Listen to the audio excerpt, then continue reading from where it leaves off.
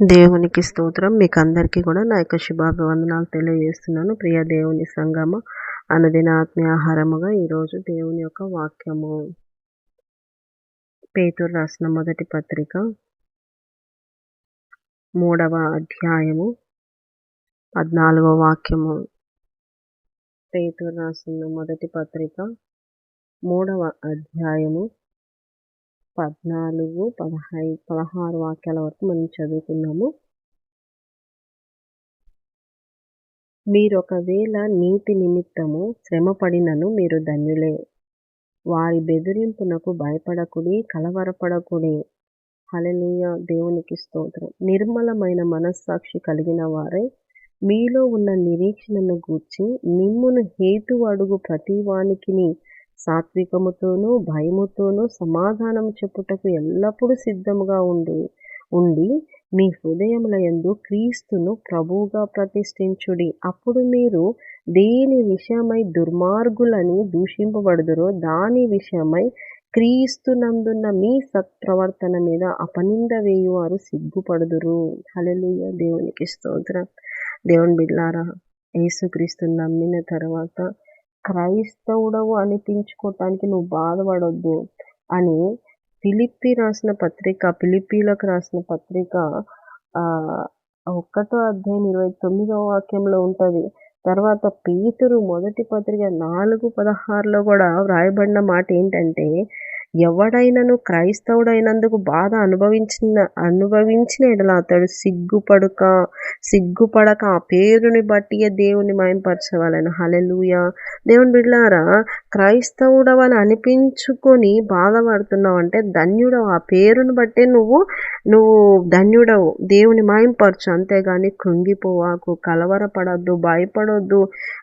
తర్వాత బెదిరింపులకు భయపడొద్దు. శ్రమ పెట్టాలని అనుకున్న వాళ్ళు శ్రమ పడ్డానికి ఇష్టపడు. ఎందుకంటే నీకు ఒక నిరీక్షణ ఉంది. ఆ నిరీక్షణను పట్టుకొని నిర్మలమైన మనస్సాక్షి కలిగి ఉండండి అని పేతురు గారు రాస్తా ఉన్నారు. నిర్మలమైన మనస్సాక్షి మాత్రము ఎప్పుడు నిర్మలమైనదిగా పెట్టుకోండి. నిర్మలమైనది, నిష్కల్మషమైనటువంటి మనస్సాక్షిని పెట్టుకోండి. లోపల వేరే విధమైన రీతిలో ఉండొద్దు, నటించొద్దు, వేషధారుల వల్లే ఉండొద్దు.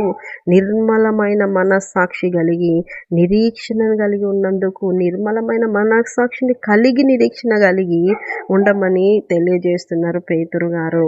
అంతేకాదు, ఎవరైనా వచ్చి నిన్ను హేతువు అడిగిన ఎడల, హేతువు ఎందుకు నువ్వు క్రైస్తవుడుగా ఉన్నావు అని నిన్ను అడిగినప్పుడు నువ్వు వారికి జవాబు చెప్పడము సాత్వికముతోనూ. ఎప్పుడు కూడా సిద్ధంగా ఉండు, భయపడొద్దు. సాత్వికముతో సమాధానము ఎప్పుడు చెప్పడానికి సిద్ధంగా ఉండు. అంతేకాదు, ప్రభువు కొరకు నీ హృదయాలు ప్రతిష్ఠించుకో. దేవుడే ఆ టైంలో నీకు ఏ జవాబు ఇప్పియాలనో ఆ జవాబును నీకు అనుగ్రహిస్తాడు. మిమ్మల్ని దూషిస్తున్నారు, మిమ్మల్ని దుర్మార్గులు అంటున్నారు. అయినప్పటికీ కూడా మీరు నిర్మలమైన మనస్సాక్షి కలిగినప్పుడు, శ్రమ పెట్టబడుతున్నప్పుడు కూడా కృంగిపోకుండా, కలవరపడకుండా ఉండి నిర్మలమైన మనస్సాక్షిని కలిగి మీ సత్ప్రవర్తనను బట్టియే ఆ దుర్మార్గులని మీ మీద వేసిన ఆ నింద వేసిన వాళ్ళే సిగ్గుపడే ఆ రోజులు వస్తాయంట. దేవునికి స్తోత్రం. నిందలు వేసే వాళ్ళు ఉంటారండి. నిందలేసే వాళ్ళు ఉంటారు. నిందలేస్తూ, అవమానాలు చేస్తూ, అందరి ముందర హేళన చేస్తూ, కామెంట్ చేస్తూ, అపహాస్యం చేస్తూ నీ మీద చెడ్డ మాటలెల్లా పలికినప్పుడు నీవు ధన్యుడవు, ధన్యురాలవని కొండ మీద ప్రసంగంలో యేసుక్రీస్తు వారు తెలియజేస్తున్నారు. కనుక ప్రియ దేవుని బిడ్డలారా, భయపడొద్దు. నీతి నిమిత్తము, క్రీస్తు నిమిత్తము శ్రమలు రావచ్చు, నిందలు రావచ్చు, అవమానాలు రావచ్చు, తృణీకారం రావచ్చు. రకరకాలైనటువంటి హింసలు, వేదనలు ఏది జరిగినా కూడా ఏమి ఎంత నింద, శ్రమ, ఎంత అవమానాలైనా కూడా దేవునికి మాత్రం హృదయాలను ప్రతిష్ఠించండి అని పేతురు గారు తెలియజేస్తున్నారు. మీ హృదయాలైతే కలవరపరచుకోవద్దు. మీ హృదయాలైతే వేషధారణతో ఉండొద్దు. మీ హృదయాలైతే క్రీస్తును ప్రభువుగానే ప్రతిష్ఠించుకొని స్థిరమైన నిర్ణయముతో, స్థిరమైన విశ్వాసముతో, నిరీక్షణతో ఉండండి అని తెలియజేస్తున్నాడు. మీ యొక్క ప్రవర్తననే వారిని సిగ్గుపరిచేదిగా చేస్తుంది. నీ ప్రవర్తన వల్లనే వాళ్ళు సిగ్గుపడాలి. నీతి నిమిత్తమును హింసపడుతున్నప్పుడు దేవుడు నిన్ను విడిచిపెట్టువాడు కాదు. దేవుడున్నాడు. దేవుడు చూస్తా ఉన్నాడు.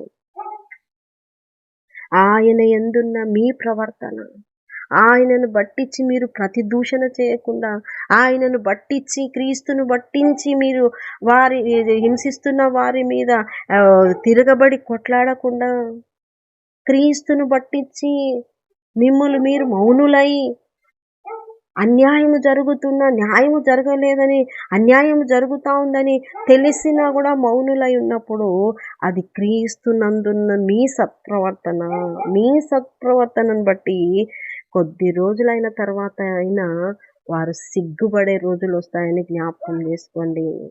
సత్యము లేటుగానైనా సత్యమే, అబద్ధమే. ప్రియ దేవుని బిడ్డలారా, నీతి నిమిత్తము మీరు ఆకలి దప్పులు కలిగి ఉండడము ధన్యతనే, శ్రమపడ్డము ధన్యతనే. అయితే మీ హృదయాలు కలవరపరచుకోవద్దు, భయపడవద్దు, బెంబేలెత్తిపోవద్దు, టెన్షన్ పడవద్దు, ఏం చేస్తారు అని బాధపడొద్దు, భయపడొద్దు. మీకంటూ ఒక నిరీక్షణ ఉంది. ఏం జరిగినా క్రీస్తు మీతో ఉన్నాడు. క్రీస్తు ఉండే చోటుకి మిమ్మల్ని తీసుకెళ్తాడు. క్రీస్తు వెళ్ళి స్థలాలు సిద్ధపరిచినాడు పరలోక రాజ్యములో. ఆ మహిమ కలిగిన ఆ పట్టణంలోకి ప్రవేశం ఉంది. ఇక్కడ శ్రమైన, నిందలైన, కలవరపరచబడకుండా ఆ నిరీక్షణను కలిగి బ్రతకాలని దేవుడు మాట్లాడుతూ ఉన్నాడు. దేవుని బిడ్డలారా, మీ సత్ప్రవర్తన వారిని సిగ్గుపరిచేదిగా చేస్తుంది. సత్ప్రవర్తనతో బతుకుతున్నారా? మీ సత్ప్రవర్తన మరి వాళ్ళల్లో సిగ్గుపరిచేదిగా ఉందా? మీ ప్రవర్తన ఎలా ఉందో ఒకసారి పరీక్షించుకోండి. దేవుని బిడ్డలారా, దేవుడు మీతో మాట్లాడుతున్నాడు. హృదయాలు కలవరపరచబడకుండా, హృదయాలు ప్రభువుకు ప్రతిష్ఠించుకొని నిరీక్షణ కలిగిన వారై, భయపడకుండా, వేషధారులు కాకుండా, ఎక్కడైనా క్రీస్తుని గురించినటువంటి క్వశ్చన్ వేసినప్పుడు సిద్ధంగా ఉండాలి. సిగ్గుపడాల్సిన అవసరం లేదు.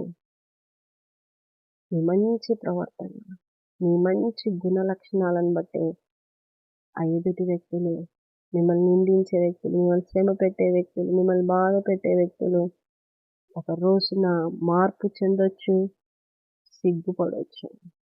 కనుక మీ ప్రవర్తన జాగ్రత్త, మీ హృదయాలు జాగ్రత్త. నిరీక్షణను కోల్పోకుండా, విశ్వాసం కోల్పోకుండా, ఆత్మీయ యాత్రలో ఎంత శ్రమ అయినా క్రీస్తు ముఖమును చూస్తూ ముందుకు సాగుదురుగాక. ఆమేన్. చిన్న ప్రార్థన చేసుకుందాం. యేసయ్య నీకు వందనాలు ప్రభువా. విన్న వారిని అందరినీ దీవించండి. నిజమే ప్రభువా, నువ్వే ఎంతో శ్రమ పడినావయ్యా. మరి నీ నిమిత్తము నిలబడినప్పుడు శ్రమలు వస్తాయి ప్రభువా. ఆ శ్రమల్లో మరి నాయన పేతురులాగా బొంకకుండా, అయా ఇస్కరియోతు యూదాలాగా అమ్మేసుకోకుండా, అయా జారిపోకుండా, పారిపోకుండా, అయా నీ కొరకు వారు నాయన నిలబడే బిడలుగా, నిరీక్షణ కలిగిన బిడలుగా, అయా సత్ప్రవర్తన కలిగిన బిడలుగా నాయన వాక్యము వారి హృదయంలో నాటబడి ఫలించినట్లు కృప చూపాల్సిందిగా యేసు పరిశుద్ధ నామములో అడుగుతున్నాం మా తండ్రి. ఆమేన్, ఆమేన్, ఆమేన్. యేసు రక్తమే జయం, సిలువ రక్తమే జయం. ప్రభు యేసు నామానికి సంపూర్ణ విజయం కలుగును గాక. Amen, amen. Good morning. Praise Lord. దేవుడు మిమ్మల్ని దీవించును గాక. ఆమేన్.